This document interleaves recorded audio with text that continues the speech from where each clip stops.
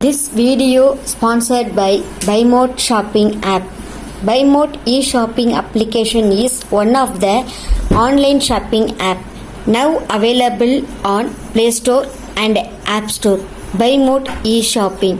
Please click below link and install the application. வணக்கம் நண்பர்களே. ஒரு ராஜா இருந்தார். அவருக்கு ஒரு மந்திரி. இவங்க ரெண்டு பேரும் ஒரு நாள் மாலை நேரம் நடைபயிற்சி போனாங்க. ஒரு ஆத்தங்கரை ஓரமா போயிட்டு இருந்தாங்க. அப்போ அங்கே ஒரு கொடியில வெள்ளரிக்காய் காய்ச்சி தொங்குவதை பார்த்த ராஜா, மந்திரி அந்த வெள்ளரிக்காயை பறிச்சுட்டு வா சாப்பிடலாம்னு சொன்னார். ஓன் மந்திரி பறிக்க போனார். அங்கே உட்கார்ந்து இருந்த ஒரு குருடன் சொன்னான், ஐயா, அது வெள்ளரிக்காய் இல்ல, அது குமட்டிக்காய். அது தின்னா வாந்தி தான் வரும். ராஜா சொன்னார், யோ மந்திரி, அதை பறிச்சு சாப்பிடு, வாந்தி வருதான்னு பார்க்கலாம். வேற வழி இல்லாம மந்திரி சாப்பிட்டாரு. உடனே மந்திரிக்கு குமட்டிக்கிட்டு ஒரே வாந்தி. ராஜா கேட்டார், யோ கபோதி, இதுக்கு என்ன தீர்வு? அந்த குருடன் சொன்னான், அது பக்கத்துல ஒரு கை மாதிரி பச்சை இலை இருக்கும். அத கையில கசக்கி மந்திரி வாயில விட்டா வாந்தி நிக்கும்னு. ராஜாவும் அப்படியே பண்ண. மந்திரிக்கு வாந்தி நின்னு போச்சு. மந்திரிக்கு போன உசுறு திரும்பி வந்தது. ராஜா குருடனை பார்த்து கேட்டார், உனக்குதான் கண் தெரியாதே, எப்படி சரியா தீர்வு சொன்ன? குருடன் சொன்னான், ராஜா, இந்த நாட்டுல எங்கேயும் பஞ்சம், பசி, பட்டினி. அப்படி இருக்கும்போது எவனாவது வெள்ளரி பிஞ்ச விட்டு வச்சிருப்பானா? எப்பவும் இயற்கை ஒரு நோய் கொடுக்கிற காய கொடுத்தா இறைவன் பக்கத்திலேயே ஒரு மாற்று மருந்து வச்சிடுவார். ராஜாவுக்கு சந்தோஷம். இந்தா ஒரு டோக்கன், என் அரண்மனையில கிழக்கு வாசலுக்கு போ, பட்டை சாதம் கொடுப்பாங்க, சாப்பிட்டு ஜாலியாயிரும் சொல்லிவிட்டு ராஜா போயிட்டார். கொஞ்ச நாள் கழித்து ஒரு வெளியூர் வியாபாரி ராஜா கிட்ட வந்தான். ராஜா, என்கிட்ட வைரம் நிறைய இருக்கிறது, வாங்குறீங்களான்னு கேட்டான். இது ஒரிஜினலா போலியான்னு எப்படி தெரிஞ்சுக்கிறதுன்னு ராஜாவுக்கு குழப்பம். மந்திரியை கூப்பிட்டார்.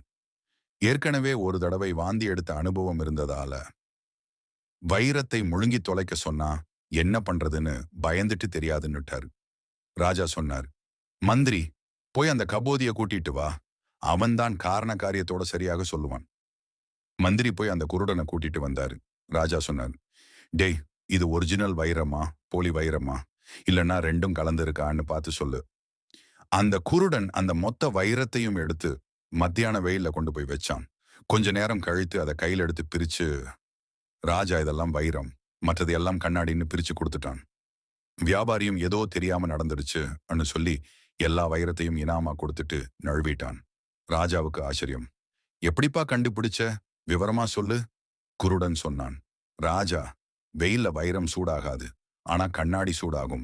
அதனால சூடானது எல்லாம் கண்ணாடின்னும் சூடு ஆகாதது எல்லாம் வைரம்னும் பிரிச்சேன். ராஜா சந்தோஷமா பாக்கெட்ல கைய விட்டு ஒரு டோக்கன் எடுத்து குருடன் கிட்ட கொடுத்து, போடா மேற்கு வாசலுக்கு. டோக்கனை கொடுத்து பட்டை சாதம் வாங்கி சாப்பிட்டு சந்தோஷமா இருன்னு சொல்லி அனுப்பி வச்சார்.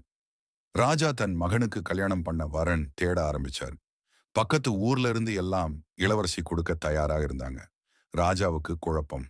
யாரை தேர்ந்து எடுப்பதுன்னு மந்திரி கிட்ட கேட்கிறாரு.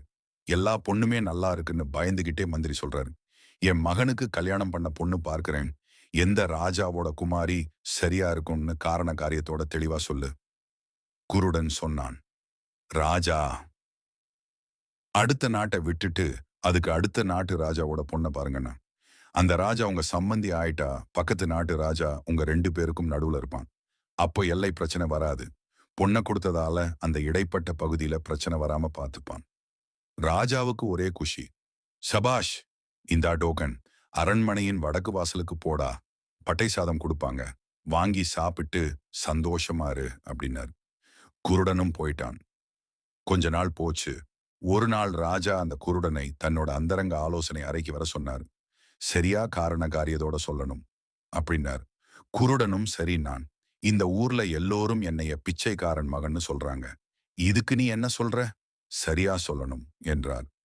குருடன் அமைதியா இருந்தான், பதிலே பேசல. ராஜா திரும்ப கேட்டார். குருடன் அமைதியா சொன்னான், ராஜா, நீங்க திரும்ப திரும்ப கேட்கறதால சொல்றேன், நெசமா நீங்க பிச்சைக்காரன் மகன்தான், அதுல சந்தேகமே வேணாம் அப்படின்னான். ராஜாவுக்கு தூக்கி வாரி போட்டது. ரொம்ப வருத்தம்.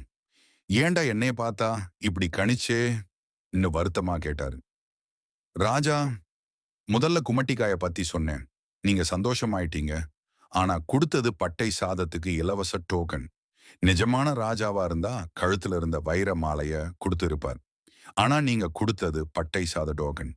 மூன்றாவது, ஒரு ராஜ்யமே உங்க கைக்குள்ள வருவதற்கு வழி சொன்னேன்.